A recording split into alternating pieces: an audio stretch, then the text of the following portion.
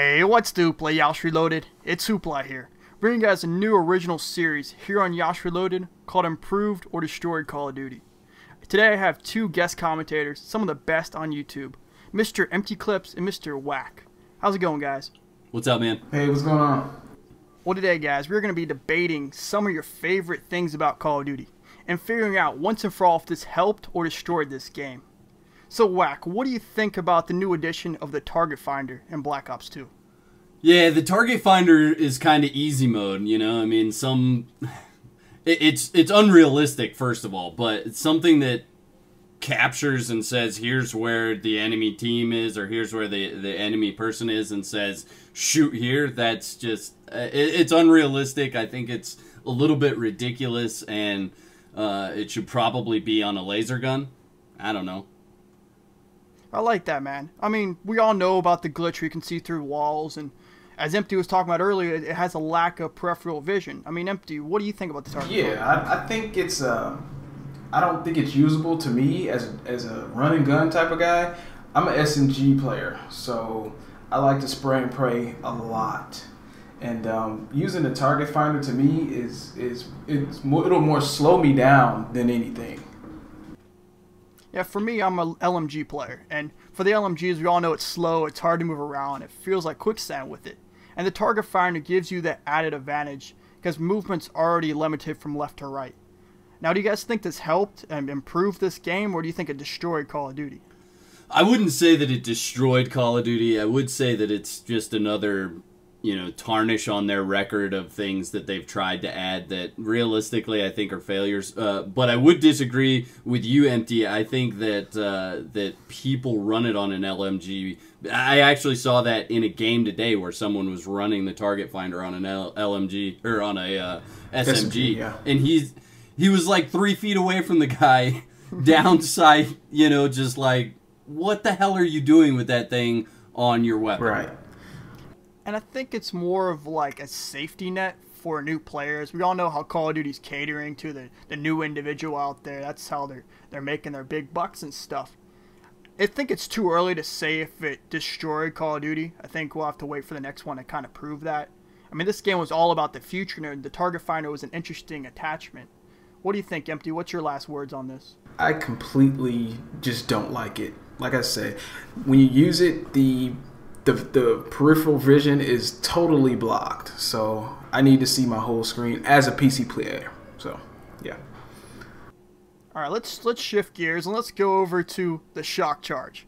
The shock charge, it's an interesting addition to this game. I mean, what do you think, Empty? Do you like the shock charge? Yes, I actually do like the shock charge because they made it balanced with the right, perk setup. If you are running TACMAS, obviously, you will be able to counter the shock charge. So I think it's very balanced and a really good addition to the game. What about you, Whack? What do you think, man? I think if we're looking at it in a realistic standpoint, it's totally bogus. I mean, we're all wearing freaking rubber-soled shoes. There's nothing that's going to jump out and actually shock us without some kind of, projectile or something like that. But the other thing would be with the shock charge, I think if you get shocked, you should just be spraying, because with that much electricity going through your veins, everything is going to tense up. Yeah. So you should be shooting entirely. And the fact that you can kind of control that, like you're totally immobilized, your whole body doesn't work, but you can still move your trigger finger, doesn't make any sense to me. Yeah, it should automatically shoot. I mean, for the Black Ops 1 days, it was concussion, flash grenades, and all those stuff. And now they added shock charges, and was it really necessary to the new Call of Duty game? For myself, we all ran it. We thought it was really cool when they had the promo videos coming out. But was it really necessary? In my opinion, not really. What's your final words, Empty? I believe it was necessary because just for the main fact that the the flash and the concussion, they last so long. And it's a great counter and a great, even if you're on the receiving end, it's better than being flashed or stunned. I don't think it destroyed it just because TACMAS negates it and can balance it. For myself, I love running TACMAS. It's the best thing. What do you think, Whack? Any final statement? Never ran Tax Mask. I don't care about it. I like some other perks better in that setup. But I don't think it destroyed it. I think in order to move forward with the series, we're going to have to see these kind of one-offs, these funny little things that, that realistically haven't been invented. And I honestly think at some point we're going to be shooting laser guns in the series. So we'll see what happens. Unfortunately, yeah. The ray guns can make its move to multiplayer. Yeah, exactly. Black Ops 3, you guys heard it first. Ray gun in multiplayer. Finally, rounding it off, we have Treyarch bringing back once again the Bouncing Betty. Those that have played the World at War days remember that small little thing in the corner just having a lot of destruction. Well, it's back. Now it's the frisbee that you can throw at sitting behind a shield. Empty, do you like the Bouncing Betty in this game? I like using it. Getting killed by it, no. The thing is, the dolphin dive, like, you know, to counter the Bouncing Betty, you have to go prone. And with the dolphin dive, it just completely, it's like if you're running past the Bouncing Betty and you hit the crouch button, you're going to dive and you're going to die. So there's my stand on that. And for the noobs out there, we'll just put it nicely.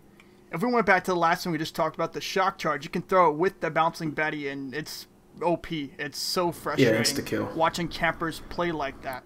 Whack, what are your thoughts on the Bouncing Betty, man? Yeah, so I think the Bouncing Betty is a good thing. It's a realistic thing. They are out there in real life, and basically what it is, it's a spring-loaded machine gun. It's got single rounds that fire in a circular motion as the thing spins and flies up in the air.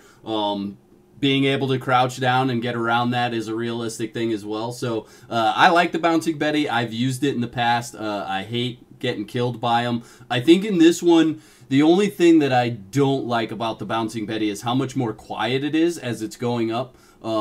In Black Ops, or no, it wasn't in Black Ops 1, but in Modern Warfare 3, it was real loud. You could hear it. You didn't have to see it, and you could crouch down. In this one, it's a little bit harder to hear than it has been in the past. But I like the Bouncing Betty. It's a good thing. Any final statements, guys? Yeah, so my final statement would be that anybody in the comments section, if you have choices on these, if you want to say, hey, it ruined it, hey, it didn't ruin it, leave that in the comment section. We'll definitely read over those. And if you have topics that you want us to cover, what improved or what destroyed the Call of Duty franchise, definitely let us know in the comment section. Well, thank you guys for your time, and let me know who the next guest commentator should be. My name's Hoopla, and guys, stay tuned for more Yeousch Reloaded videos. Have a great day.